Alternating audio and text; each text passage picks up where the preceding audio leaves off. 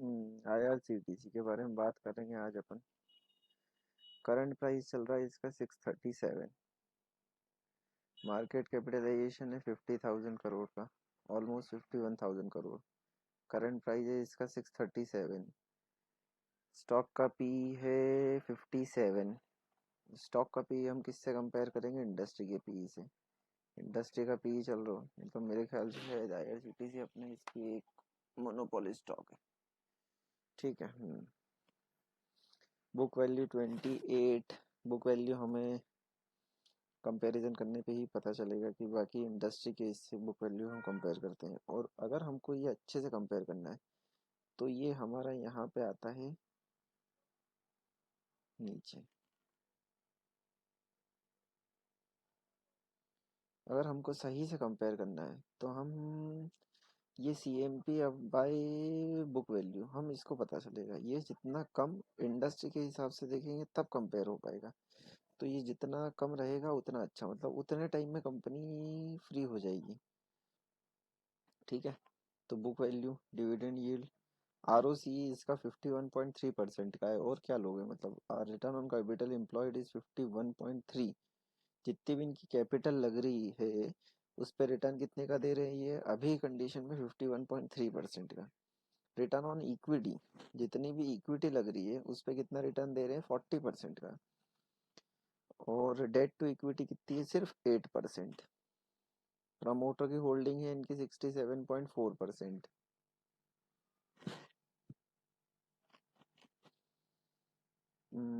Return on equity in 5 year, 5 year पे return on equity इनका 30.1%। मतलब हम जो ब्याज मिलता है 2% का उससे भी ज्यादा इनका रिटर्न ऑन इक्विटी है 5 साल के एनुअलाइज्ड किया तो। और रिटर्न ऑन इक्विटी इन 3 साल का एनुअलाइज किया तो 31.6% है, जो कि बहुत शानदार है। अब इनका एक साल में स्टॉक का पी क्या है हाईएस्ट? एक साल का नहीं, हम तो लाइफ टाइम का देखते हैं। लाइफ टाइम में इनका हाईएस्ट था 1092। और ये आया था हमारा 14 अक्टूबर 21 को। 22 का पूरा साल हमारा कंसोलिडेशन में निकला है। ठीक है। अभी इसके ये 200 डेज मूविंग एवरेज के नीचे ट्रेड कर रहा है। और ये 50 डेज मूविंग एवरेज के भी नीचे ट्रेड कर रहा है। Company is almost debt free, expected to give good quarter, delivered good profit growth of 23.8 CAGR over last 5 years. अच्छा रिटर्न ऑन इक्विटी का ट्रैक है 3 साल का। हेल्दी मतलब डिविडेंड पे आउट है इनका 41.3% का। इनकी बुक वैल्यू से 22.8 पे ट्रेड कर रहा है। एक ही बात ये, पर बुक वैल्यू से हम ऐसे कुछ पता नहीं लगा सकते। ये हम सिर्फ इंडस्ट्री का होगा ना तो ही कंपेयर कर पाएंगे। पुअर सेल्स ग्रोथ है 4.3% ओवर फास्ट 5 ईयर्स। ठीक है, थोड़ी सेल्स कमी है। प्रमोटर की होल्डिंग जरूर डिक्रीज हुई है 20%। गवर्नमेंट ऑफ इंडिया ने अपना government of India through president of India ने अपना 20% हिस्सेदारी कम की है। Quarterly result 513, 716, 576, 131। Corona first wave September 20, 89, 224, 339, 243, 405, 540, 691, 853, 806। ठीक है। एक्सपेंसेस हटा के ऑपरेटिंग 142, 266, 189 -44 -695, 145, 112, 200, 279, 279, 321, 305। ठीक है। ऑपरेटिंग प्रॉफिट मार्जिन इनका 38%, 40% के अराउंड चल रहा है। 40, 38, यहाँ पे 52 भी हुआ था। पर हाँ, मोटा मोटी तौर पे देखें तो 40% के आसपास चल रहा है। ठीक है। रिकॉर्डिंग का टाइम कितना हो गया?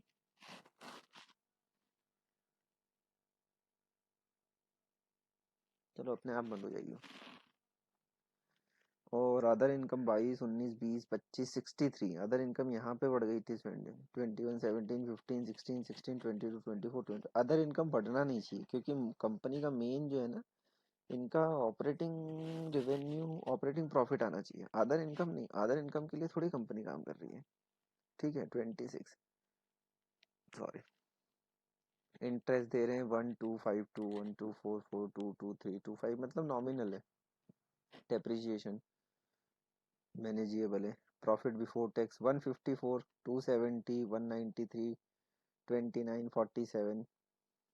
टैक्स है ये 100, 206, 135, 25, 33, 78, 104, 83, 159, 209 हाईएस्ट एवर हो गया, 214 हाईएस्ट एवर हो गया, 246, 226। यहाँ पे जरूर थोड़ा कम हो गया। ठीक है। Profit and loss 1059, 1367, 1520, 1466, 1870, 2264, 777, 1879, 2890। Leap, it is leaping. ठीक है। Expenses, operating profit margin 14, 14, 19, 20, 31, 31, 47, 41। ठीक है। और अदर इनकम इनकी 89 जो वही है, मतलब 139 की हुई थी सिर्फ यहाँ पे, बाकी इनकी वही है। इंटरेस्ट इनका अभी सिर्फ थोड़ा सा डेट बढ़ा है। डेप्रिसिएशन ठीक है, मतलब जैसे जैसे वो होता है डेप्रिसिएशन बढ़ता है। Profit before tax 214, 309, 355, 346, 479, 730, 258, 890। यहाँ का जो ये कोविड का आया था ना, 258 कम हुआ था मतलब पिछले से, उसने 730 को भी पार कर गया अगले साल में 890। और अब है ट्रेलिंग 12 मंथ का 21202। ठीक है। नेट प्रॉफिट अब कितना आ रहा है इनका, 131, 189, 229, 221, 309, 513, 187, 664 अगेन कवर हो गया, 894। शेयर कैपिटल है 20 से 40 से 160 हो गई। रिजर्व्स इनके लगातार बढ़े हैं, 4, 5, 27, 49, 59, 111, 11, 54, 12, 96, 7, 24, 2078। बोरोइंग्स इनकी यहाँ से इन्होंने थोड़ी बोरोइंग्स ली थी, मार्च 29, 79, 107, 178। अदर लाइबिलिटीज कुछ नहीं है। Total liabilities fixed assets 155, 159, 170, 190, 182, 285, 311, 335, 383। लगातार इनके फिक्स्ड एसेट्स बने हैं। CWIP 16, 14, 17, 8, 40, 16, 24, 26, 31। अब इनके 31 CWIP है, ये भी इसमें ऐड हो जाएगा। इन्वेस्टमेंट्स इनके कुछ नहीं है। Other assets, cash flow operating से इनका आ रहा है, कैश फ्लो ऑपरेटिंग एक्टिविटी आ रहा है। ठीक है। रेशोज, शेयर होल्डिंग पैटर्न, बस यहाँ पे ये 87 से 67 पे आ गए। गवर्नमेंट ऑफ इंडिया ने अपना स्टेक बेचा, बाकी FII ने 1.99 से 2% से ये 6% पे आ गए। ये 5% से 5% पे ही है, मतलब ये पहली ये कंपनी है बहुत कम कंपनियों में से जहाँ पे FII ने बढ़ाया है और DII स्टेबल रहे हैं, और पब्लिक ने भी अपना बढ़ाया है, रिटेल पब्लिक में सब पूरा रिटेल पब्लिक का है। ठीक है। ये इसका हमने इसका देख लिया फंडामेंटल्स। अब हम इसका चार्ट देखेंगे एक बार। चार्ट देखेंगे तो मेरा सबसे अच्छा तरीका, वीक पे गए हम लोग, हमने इसका मार्क किया हाई। हमारे हिसाब से वैसे इसका 1300 का हाई था।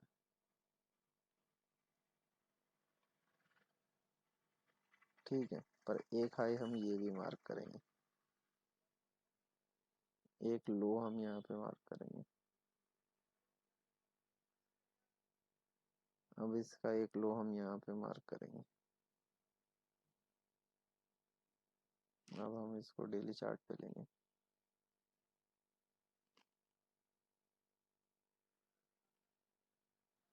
तो ये इसका पोटेंशियल कितना है, तो पोटेंशियल है इसका, मतलब शॉर्ट टर्म टारगेट से मेरे ख्याल से कि स्विंग हाई के आसपास जाना चाहिए। ठीक है। और फिर इसको ये जाना चाहिए यहाँ पे, जिसने यहाँ पे इसने 2 बार सपोर्ट लिया। ठीक है। फिर इसको जाना चाहिए मेरे ख्याल से यहाँ पे, यहाँ पे रुकेगा नहीं आई थिंक, अब डायरेक्ट फिर ऑल टाइम आई। तो इसका करंट प्राइस से जो टारगेट आ रहा है, वो फर्स्ट टारगेट आ रहा है इसका,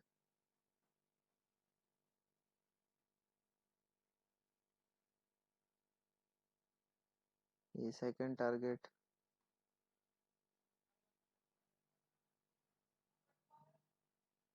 43%। Third target